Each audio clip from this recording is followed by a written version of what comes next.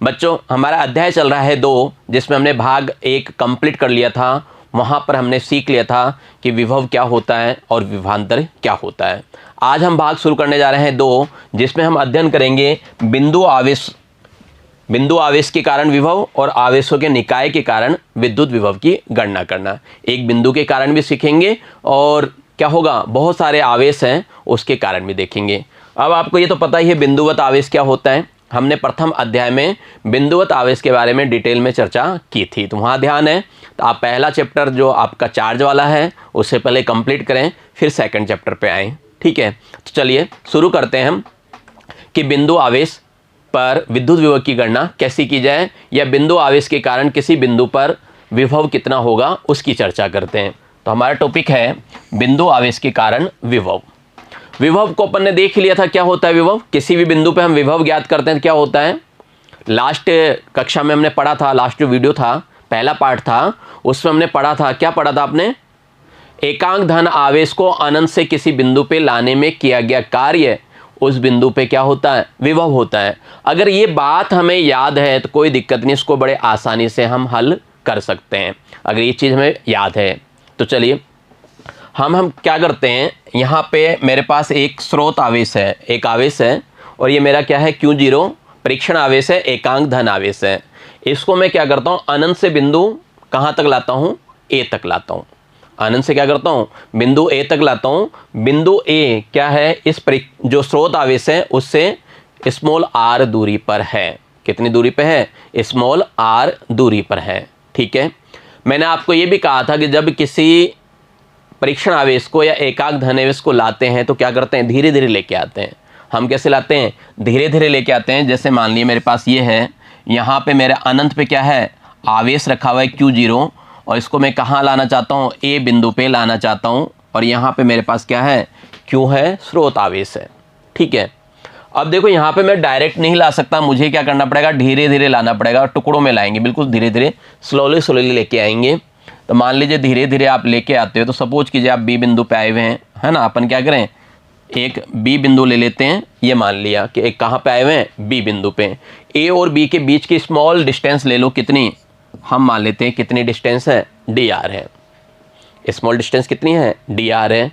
ये तो आपको पता ही है, जब इस परीक्षण आवेश को इधर लाऊंगा तो इसके कारण क्या होगा, इस पर बल लगेगा, विद्युत बल लगाएगा। ये कैसा लगेगा, रिपल वाला लगेगा, इसको क्या करेगा, धकेलेगा, प्रतिकर्षण बल लगेगा। यानी मैं क्या कर रहा हूँ, विपरीत दिशा में काम कर रहा हूँ, मेरा जो बाह्य बल है वो क्या होगा, इस बल के विपरीत दिशा में काम करेगा, माइनस में लगेगा, ठीक है। जो कार्य होगा वो क्या होगा, ऋणात्मक होगा। ये हमने लास्ट वीडियो में अच्छी तरह चर्चा कर ली थी। अगर ये सब चीज़ याद है तो बिल्कुल आसान है, अगर अपन को ये सारी चीज़ें याद है तो बिल्कुल ही आसान है। चलिए देखो, चित्र वगैरह आप बना लेंगे और जो कुछ लिखना है आपको आता है लिख देंगे। चित्रानुसार एक बिंदुवत आवेश दर्शाया गया है, ये रहा, ठीक है।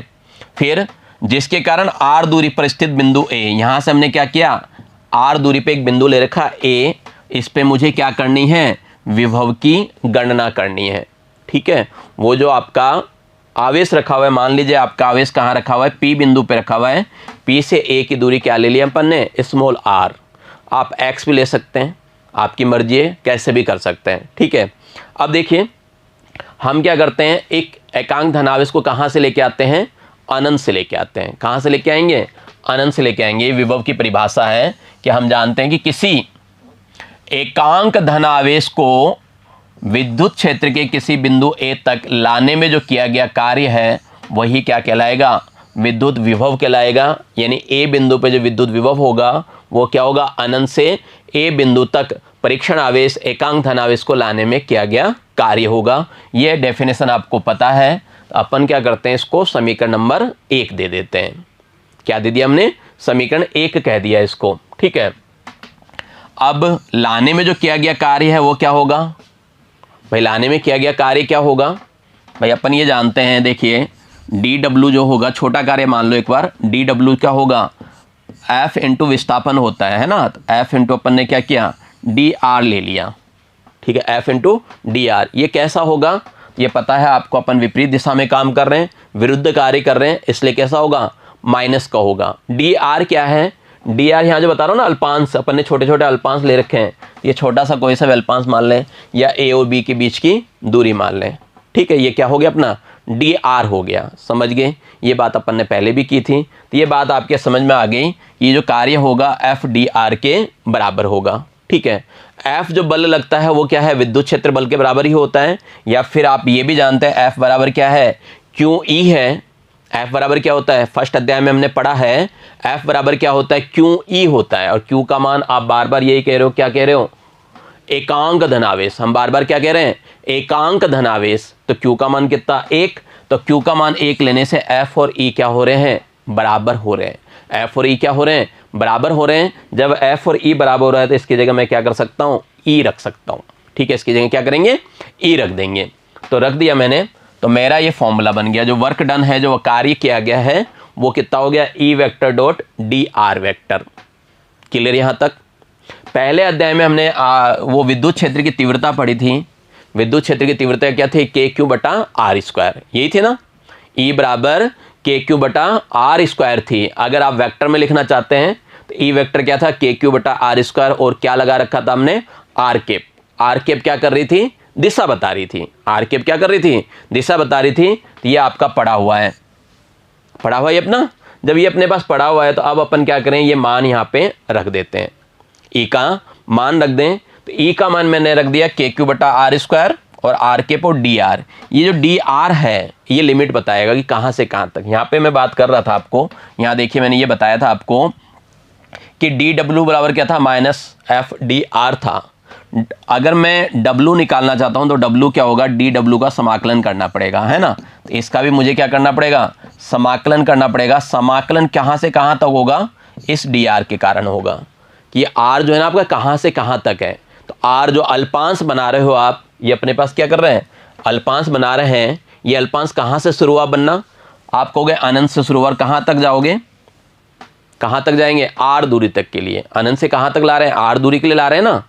अनंत से अपन क्या कर रहे हैं, आर दूरी के लिए ला रहे हैं। तो क्या होगा, इसका मान जो होगा, डी आर का मान क्या होगा, अनंत से लेके आर होगा।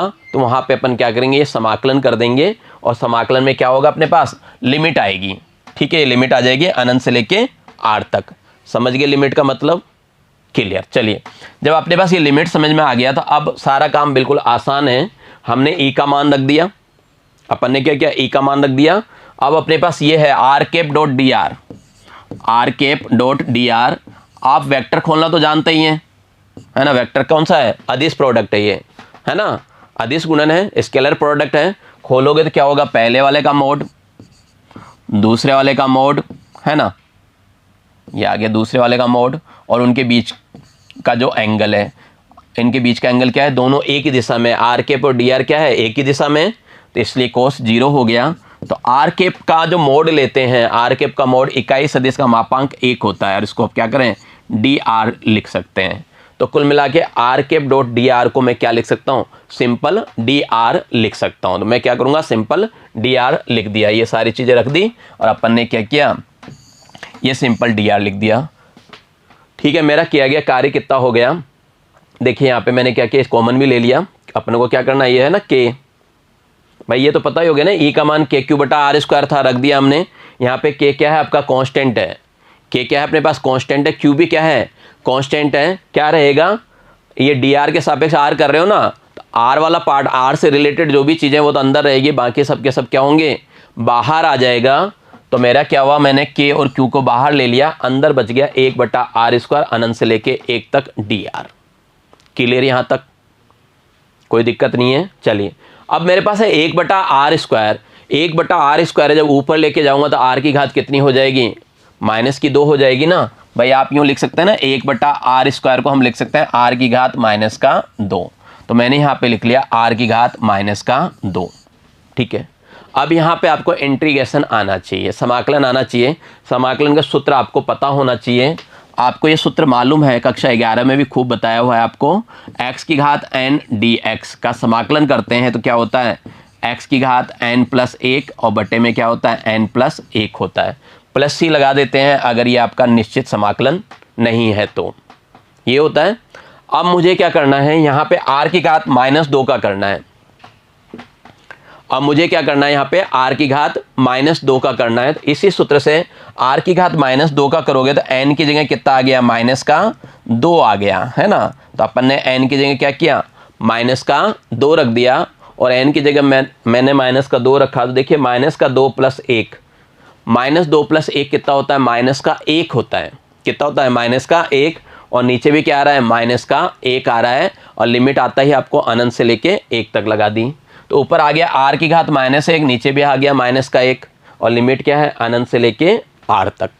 ठीक है, इस माइनस को निकाल दो बाहर, इस माइनस को क्या करें, निकाल दो बाहर। जैसे ही माइनस को बाहर निकालोगे, बाहर भी माइनस है और एक माइनस और आ रहा है। तो आपको पता है ना, माइनस इंटू माइनस क्या होता है, प्लस हो जाता है। ये माइनस और ये माइनस क्या होगा, प्लस हो जाएगा। फाइनली जो मेरे पास बचा वो ये बचा, KQ 1/r। क्या बचा अपने पास, KQ 1/r। अब आपको लिमिट लगानी है। कैसे लगती है limit, upper limit minus lower limit लगती है। तो पहले अपर लिमिट लगाऊंगा, तो r की जगह मुझे ये r ही रखना है, तो मैंने रख दिया 1/r। फिर r की जगह मुझे क्या रखना है, अनंत रखना है, तो ये रख दिया 1/अनंत। बच्चों ये तो आपको ध्यान होगा कि 1 जो अनंत होता है वो कितना होता है, आप अच्छी तरह जानते हैं। 1/अनंत कितना होता है, 0 होता है, 0 होता है ना। तो इसका मान तो क्या हो गया, 0 हो गया। फाइनली क्या बचा, तो देखोगे आपके पास फाइनली केवल यही बचा, KQ/r। हमारे पास क्या बचा, KQ/r बचा। तो मेरे पास ये कार्य आ गया। उस परीक्षण आवेश को या धनावेश जो था आपका, इकाई धनावेश था, उसको A बिंदु तक लाने में जो कार्य करना पड़ा वो मेरे पास आ गया। कितना आ गया, KQ/r हो गया। और इसी कार्य को आप क्या कहते थे, विभव कहते थे। तो सीधी सी बात है, अपने पास उस बिंदु पे विभव भी आ गया। कितना, VA, यानी A बिंदु पे विभव कितना आ गया, KQ/r आ गया। तो इस तरह अपने को परीक्षा में करके आना है। एक बात ध्यान रखना, क्या यहाँ जो लिखा हुआ सारी चीज़ें बता के आना क्या है। भाई ये जानते हो ना आप, ये बता के आओगे VA क्या है, बिंदुवत आवेश के कारण बिंदु A पर उत्पन्न विभव। K क्या है, तो K आप जानते हो कुलाम्य नियतांक है। और क्या है, R क्या है, तो R है बिंदुवत आवेश से बिंदु A के मध्य की दूरी। ये सारी चीज़ें अपने को बता के आना है। समझ गए बात को, बिल्कुल आसान था। अगर अपने को क्या हो, E का मान याद हो, पहले तो अपने को क्या हो, ज़्यादा अपन ने इसमें कुछ नहीं किया, 2 चीज़ें याद रखिए हमें, E का मान याद हो, ठीक है। दूसरा, विभव कहते किसे हैं, विभव कहते किसे हैं, ये परिभाषा अगर अपने को याद है तो कोई दिक्कत नहीं, इसको करने में कहीं दिक्कत नहीं थी अपने पास, अपन आसानी से कर सकते हैं। पहला तो क्या था, अपने को विभव क्या होता है ये पता होना चाहिए।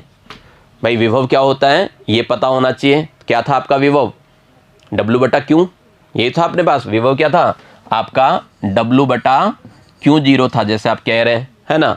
W क्या होता है, तो आपको ये पता होना चाहिए कि W क्या होता है, F.dr होता है, यानी उसकी दूरी होती है ना, बल इंटू विस्थापन होता है, बटे में Q0, ठीक है।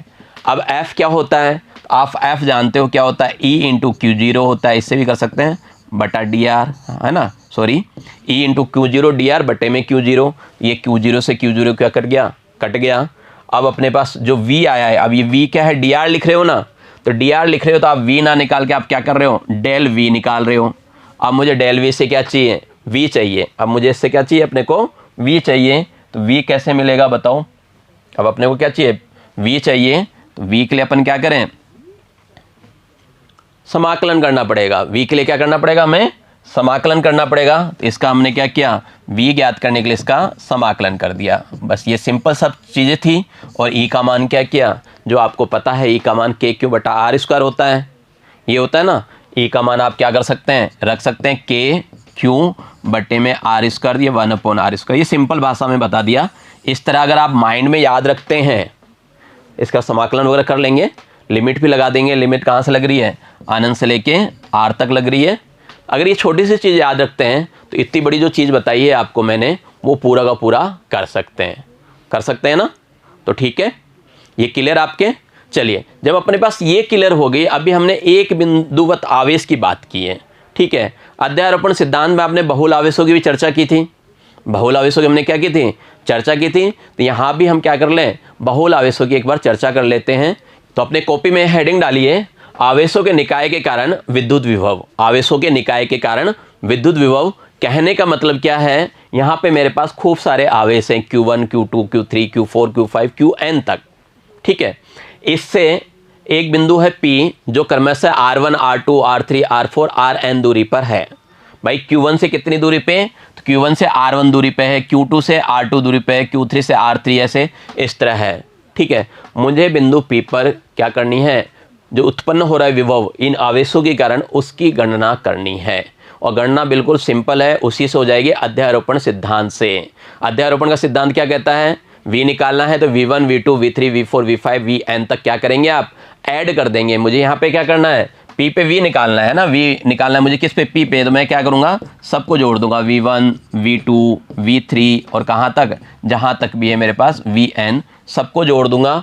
और सबको जोड़ते ही क्या होगा, कुल विभव मेरे पास आ जाएगा। बस इतनी सी बात है, अपने को बस इतना सा ही बात ध्यान रखना है। तो देखिए आप ये चीज़ें तो लिख लेंगे कि भाई चित्रानुसार एक आवेश निकाय प्रदर्शित है ना, जिसमें उपस्थित आवेश क्या क्या मान लिया हमने, Q1, Q2, Q3 और Qn, है ना। इस आवेश निकाय के कारण किसी बिंदु पे P पर हमें क्या करनी है, विभव की गणना करनी है। और इनकी दूरियां जो है आपने क्या मान रखी है, R1, R2 और R3, ऐसे ही Rn है। तो ये लिख देंगे आप, अपनी भाषा में लिखिए, बहुत अच्छा भी लगेगा आपको। ठीक है, आपको अपनी भाषा में लिखना है। ठीक है, ये अभी थोड़ी देर पहले मैंने निकाल लिया। जो किसी भी बिंदु पे विभव उत्पन्न होता है वो क्या होता है, KQ बटा क्या होता है, R, है ना। KQ बटा क्या होता है, R होता है। V बराबर KQ बटा R। अब मैं क्या करूँगा, पहले आवेश के कारण निकाल लूँगा। पहले आवेश के कारण V1 कितना हो जाएगा, तो Q की जगह Q1 और R की जगह R1, KQ1 बटा R1। ऐसे ही दूसरे के लिए निकाल दो कि दूसरे के लिए कितना होगा, तो दूसरे के लिए हो जाएगा V2 बराबर KQ2 बटा R2। ऐसे ही तीसरे के लिए, चौथे के लिए और लास्ट फाइनल हम किसके लिए निकाल लेंगे, nवें आवेश के लिए निकाल लेंगे। Vn कितना हो गया, KQn बटे में कितना आ गया, Rn आ गया। समझ गए बात को। भाई हमने क्या किया, जो अपने पास ये चित्र है, यहाँ पे हमारे पास क्या है, इस चित्र पे बहुत सारे आवेश हैं। तो Q1 के कारण मैंने V1, Q2 के कारण V2, Q3 के कारण V3 और ऐसे ही Qn आवेश के कारण क्या निकाल लिया अपन ने, Vn विभव निकाल लिया बिंदु P पर। ठीक है, किस पे, बिंदु P पे हमने ये निकाल लिया। अब मुझे क्या करना है, कंप्लीट आवेश, कंप्लीट चाहिए विभव, क्या चाहिए, कंप्लीट चाहिए। तो कंप्लीट के लिए फॉर्मूला लगा दो, V बराबर क्या था अपने पास, V1 plus V2 plus V3 up to Vn। तो ये अपन ने फॉर्मूला लगा दिया, V बराबर, ठीक है, ये लगा दिया V1 plus V2 plus V3 कहाँ तक, Vn तक। क्या करना है, बिल्कुल आसान है। क्या करोगे, V1 का मान रख दो, V2 का रख दो, V3 का रख दो, Vn का रख दो। तो ये अपन ने V1 का रख दिया, V2 का, V3 का और Vn का रख दिया। देखिए कॉमन आ रहा है क्या, देखिए कॉमन आ रहा है। आप देख रहे हो सभी में क्या है, ये K सभी के अंदर क्या हो रहा है, कॉमन आ रहा है, उभयनिष्ठ आ रहा है। इस K को अपन ने बाहर कर दिया और बाहर करते ही अंदर ये आ गया, V बराबर K, Q1 बटे R1, Q2 बटे R2 और कहाँ तक, Qn बटे Rn तक है। अब इसको गणितीय भाषा में लिख दो, थोड़ा छोटा करके गणितीय भाषा में लिख दो। तो ये इसकी गणितीय भाषा होगी सिग्मा के रूप में, K बाहर, समेसन I बराबर 1 से लेके कहाँ तक, n तक। इसके लग जाएगा QI और इसके क्या लग जाएगा, RI। बस रिजल्ट आ गया अपने पास, क्या आ गया, रिजल्ट आ गया रिजल्ट। तो ये आपका क्या है, अगर बहुत सारे बहुल आवेश हैं उसके कारण किसी एक बिंदु पर विभव की गणना करना चाहते हैं, तो ये इसका क्या होगा, फॉर्मूला हो जाएगा। ठीक है, ये क्या हो जाएगा, फॉर्मूला हो जाएगा। साथ ही आपने देखा कि V बराबर था KQ बटा R। हमने क्या देखा, V बराबर क्या था, KQ बटा R था अपने पास। अपन ये देखा V बराबर KQ बटा R। तो अगर आप चाहें तो ये भी बता सकते हैं कि V है वो क्या हो गया, V विभव क्या है, दूरी के व्यतक्रमानुपाती होता है। क्या दूरी के क्या हो रहा है, व्यतक्रमानुपाती है, यानी जितनी दूरी बढ़ाएंगे वहाँ पे विभव भी क्या होगा, कम होगा। लेकिन E क्या था, 1/r² के था, ये भी ध्यान रखना है ना। ठीक है, तो चलिए क्लियर। यहाँ तक हमने क्या किया, बिंदुवत आवेश के कारण ज्ञात कर लिया और बहुल आवेशों के कारण भी ज्ञात कर लिया। अब जो ज्ञात करना है वो मुझे ज्ञात करना है द्विध्रुव के कारण, द्विध्रुव के कारण, डाइपोल के कारण। लेकिन इस पे चर्चा करेंगे हम अगले वीडियो में। आज इतना ही, मिलते हैं आपसे अगले वीडियो में। तब तक के लिए नमस्कार, धन्यवाद। आपका दिन मंगलमय रहे।